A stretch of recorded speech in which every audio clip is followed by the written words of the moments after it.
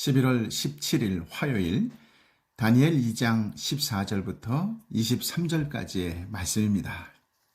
세상 지혜자들이 왕의 꿈을 알아내지 못하자 화가 난 왕은 모든 지혜자들을 죽이라고 명령합니다. 모든 박사와 함께 다니엘과 세 친구도 살생부에 올랐습니다. 박사들을 죽이려고 왕의 호위대장 아리옥이 출동했습니다. 14절부터 16절까지의 말씀을 함께 읽어볼까요? 왕의 호위대장인 아리옥이 바벨론의 지혜자들을 죽이러 나왔을 때 다니엘이 지혜롭고 슬기로운 말로 왕의 호위대장에게 물었습니다. 왕의 명령이 어찌 이렇게 급합니까? 아리옥은 다니엘에게 이 일에 대해 말해 주었습니다. 다니엘은 왕에게 가서 시간을 주면 자기가 왕에게 해몽해 주겠다고 말했습니다. 아멘. 아리옥은 왕의 명령을 받고 지혜자들을 죽이러 나갈 때에 다니엘과 마주쳤습니다.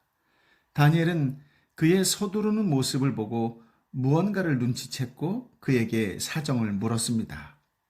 왕의 호위대장 아리옥이 어떻게 막 교육을 마친 다니엘과 대화를 할 수 있었을까요? 그는 급히 나가던 중에 다니엘의 부름에 멈추었고 다니엘이 아무리 지혜롭고 슬기로운 말로 묻는다고 하더라도 이방에서 포로로 잡혀온 청년 다니엘의 행동은 좀 당돌해 보이지 않았을까요? 그런데도 호위대장 아리옥은 다니엘에게 왕의 명령을 알려줍니다. 왕의 꿈에 대한 이야기를 들은 다니엘은 왕에게 찾아갑니다. 다니엘은 왕을 아련한 후 기한을 주시면 꿈과 그 꿈을 해몽해 주겠다라고 합니다. 왕은 지혜자들의 요청은 거절했었는데 웬일인지 다니엘의 요청을 수락합니다. 하나님의 보호하심이 작용했지요. 하나님의 은혜입니다. 왕에게 직접 찾아가는 다니엘의 담대함은 어디서 나온 것일까요? 다니엘의 행동은 자기 한계를 인정하고 하나님을 전적으로 신뢰한 데서 나온 담대함입니다. 다니엘은 지혜의 근본인 하나님께서 자신에게 꿈을 보여주실 것이라는 믿음을 가지고 느부갓네살에게 시간을 달라고 담대히 요청했을 것입니다. 지혜의 근본은 여호와를 경외하는 것입니다. 17, 18절입니다. 그러고 나서 다니엘은 집으로 돌아와서 친구인 하나냐, 미사엘, 아사랴에게 이 일을 알렸습니다. 다니엘은 친구들에게 그와 친구들이 바벨론의 다른 지혜자들과 함께 죽임을 당하지 않도록 이 알 수 없는 문제를 앞에 놓고 하늘에 계신 하나님께 기도하자고 했습니다. 아멘. 다니엘은 세 친구에게 위급 상황을 알립니다. 이 알 수 없는 문제를 앞에 놓고 혼자 기도하지 않고 친구들에게 함께 기도하자고 요청합니다. 기도 내용은 다니엘과 친구들이 바벨론의 다른 지혜자들과 함께 죽임을 당하지 않게 해달라고 왕의 꿈에 나타난 비밀에 대하여 알려달라는 것이었습니다. 그들은 가장 높은 곳에 계시는 하늘의 하나님께 기도했습니다. 19, 20절입니다. 그날 밤 다니엘은 자기에게 나타난 환상을 보고 그 비밀을 알았습니다. 다니엘은 하늘의 하나님을 찬양했습니다. 다니엘이 이렇게 찬송하며 말했습니다. 지혜와 능력이 하나님의 것이니 하나님의 이름을 영원토록 찬양하라. 아멘. 다니엘은 밤이 늦도록 기도했습니다. 비록 그가 하나님을 믿었고 그래서 담대하게 왕에게 나아가 시간을 주면 왕에게 꿈과 그 꿈의 해석을 알려주겠다고 말했지만 일의 중대함으로 미루어 볼 때 몹시 긴장하고 있었다는 것을 느낄 수 있습니다. 드디어 다니엘은 자기에게 나타난 환상을 보고 누구에게도 알려지지 않았던 그 비밀을 알았습니다. 여기서 비밀이라고 하는 것은 하나님이 창조와 역사 속에서 계획하신 일들에 대한 것으로 아무도 알 수 없으며 그 내용과 해석은 하나님이나 하나님께서 계시를 통해 알려주시는 사람만 알 수 있다는 것을 의미합니다. 이런 의미에서 창조와 역사 속에서의 하나님의 우주적인 권능을 드높이는 하늘의 하나님이라는 명칭이 하나님께 사용되고 있는 것입니다. 다니엘과 친구들이 간구하자 밤의 환상 가운데 하나님께서 다니엘에게 이 비밀에 대해 계시해 주십니다. 이에 다니엘은 하늘 하나님의 이름을 영원토록 찬양하자고 합니다. 다니엘이 하나님을 찬양하는 이유는 하나님의 지혜와 능력 때문이지요. 고대 사람들은 신과 인간은 차원이 다른 지혜를 가졌다고 여겼어요. 그래서 신의 뜻은 인간에게는 비밀이었습니다. 왕의 꿈 사건에서 보듯 바벨론의 지혜자 중 그 누구도 알 수 없는 비밀을 알려주신 하나님은 진정한 비밀을 아시는 지혜의 하나님이십니다. 무지하고 무능한 인간과 달리 하나님은 지혜와 능력, 권능이 충만하십니다. 하나님은 앞서 뜻을 정하여 순종한 다니엘에게 지혜와 총명을 주셨습니다. 1장 17절에서는 모든 종류의 환상과 꿈을 깨닫는 특별한 능력까지 주셨다고 기록하고 있지요.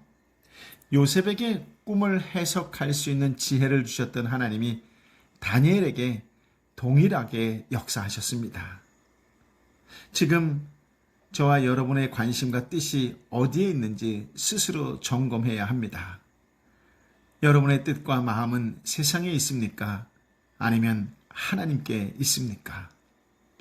21절부터 23절까지의 말씀인데요. 함께 읽어볼까요? 그분은 시간과 계절을 바꾸시고 왕을 쫓아내기도 하시고 세우기도 하시며 지혜자들에게 지혜를 더해 주시고 총명한 사람들에게 지식을 더해 주신다.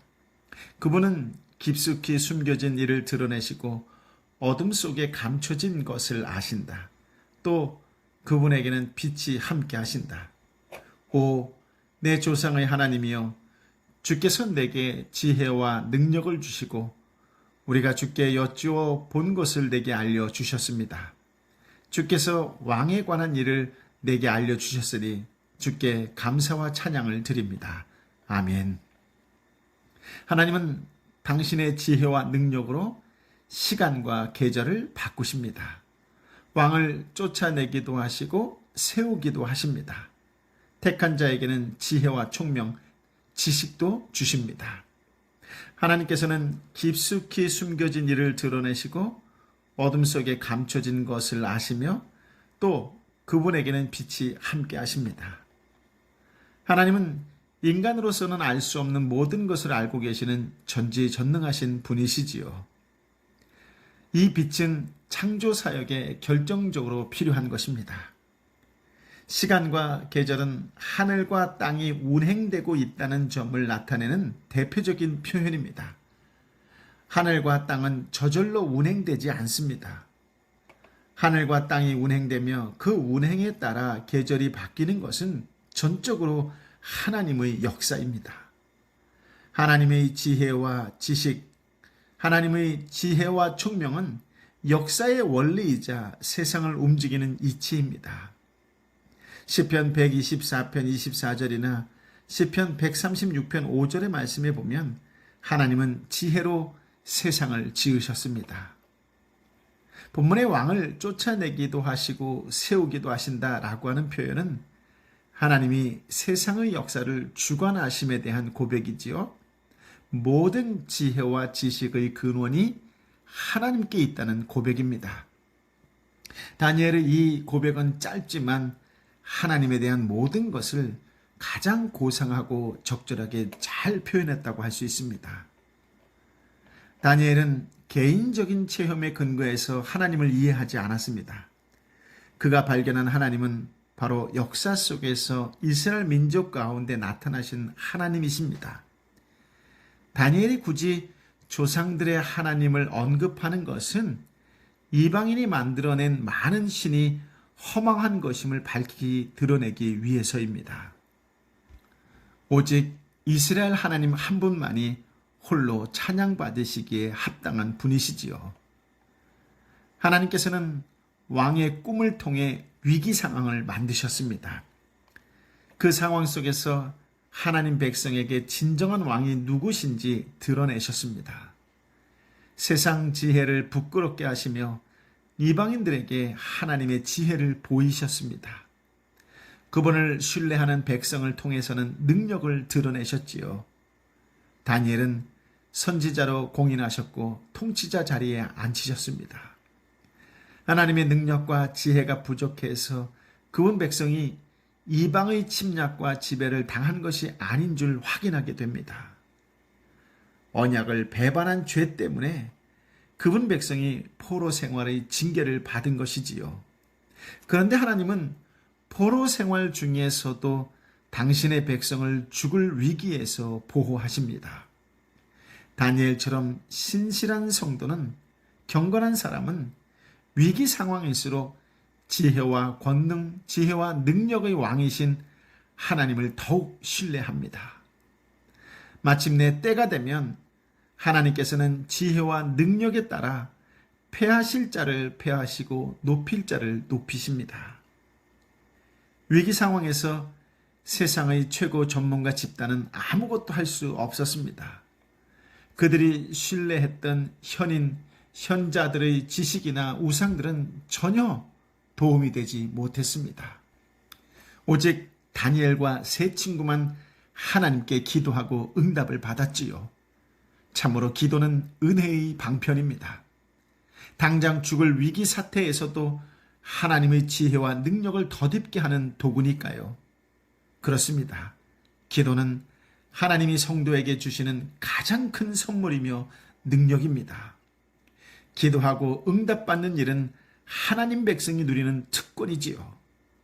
세상의 어떤 현인들도 얻지 못할 지혜와 총명을, 지혜와 지식을 얻게 합니다.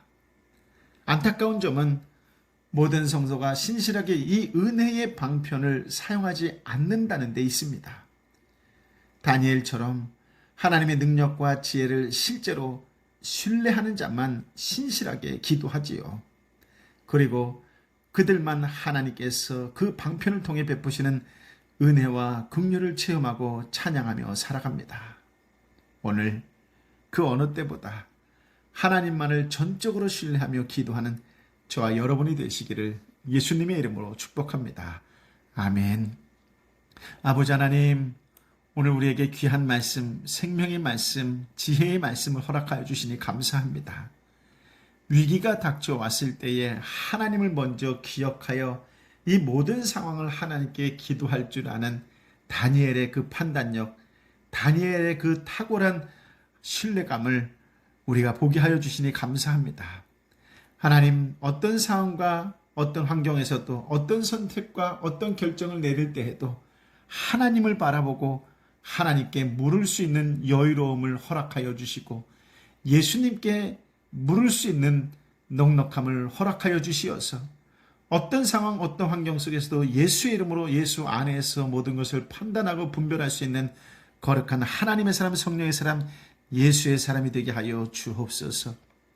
상황을 두려워할지라도 그것에 먹히는 자가 아니라 그 두려운 상황 가운데서도 하나님을 부르짖으며 하나님을 만나는 것을 통하여 오히려 세상에 줄 수 없는 평안을 누릴 수 있는 은혜를 경험하게 하여 주옵소서. 아버지 하나님, 세상 속에는 인간이 이해할 수 없는 너무나도 많은 일들이 벌어지고 있지만 그때마다 세상적인 지식과 이성과 과학으로 해결할 것이 아니라 조용히 무릎 꿇어 하나님의 뜻이 무엇인지, 예수님이라면 어떻게 하셨을까를 깊이 묵상하며 기도할 수 있는 신실한 믿음의 사람이 되게 하여 주옵소서. 지혜의 근본은 여호와 하나님을 경외하는 것이라고 말씀하셨사오니 온전히 하나님의 뜻을 알고 하나님의 말씀에 순종하며 살아갈 수 있는 신실한 그리스도의 한 사람, 예수 그리스도를 믿는 그리스도인으로 살게 하여 주옵소서. 주님, 이 땅에 여러 가지 문제로 어렵고 힘들어하는 사랑하는 형제와 자매를 위하여 기도하기를 원합니다. 육신의 아픔을 통하여 어떻게 해야 될지 몰라 불안에 떨고 있는 내 형제와 자매를 위하여 기도하기를 원합니다. 주님, 알 수 없는 이 현상 속에서 오직 주님께 모든 것을 맡기고 모든 것을 신뢰하며 오직 하나님의 이름, 예수 그리스도의 이름만을 부르짖으며 기도하는 믿음의 사람이 되게 하여 주옵소서. 예수의 이름으로 열릴지어다. 예수의 이름으로 해결될지어다. 예수의 이름으로 치유될지어다. 예수의 이름으로 해결될지어다. 회복될지어다라고 예수의 이름으로 담대히 부르짖으며 하나님만을 전적으로 신뢰하는 믿음의 사람으로 살아가는 오늘이 되게 하여 주옵소서. 오 성령이여 임하여 주옵소서. 오 성령이여 임하여 주옵소서. 오늘 전적으로 하나님만을 신뢰하며 하나님의 뜻을 온전히 이루어 나아가려고 세상 속에서 최선을 다하는 신실한 그리스도인의 한 사람이 되게 하여 주옵소서. 연약하고 지치고 아파하는 내 사랑하는 이웃을 위하여 한 번 더 열심으로 기도하는 날이 되게 하여 주옵시고 한 번 더 찾아가 위로할 수 있는 하나님의 사람, 성령의 사람, 예수의 사람이 되게 하여 주옵소서. 이제는 우리 주님 예수 그리스도의 은혜와 아버지 하나님의 크신 사랑과 성령 하나님의 위로 역사 교통 충만하심이 주신 말씀에 따라서 순종하겠습니다. 세상 속에 그리스도의 향기를 드러내는 자로 살겠습니다.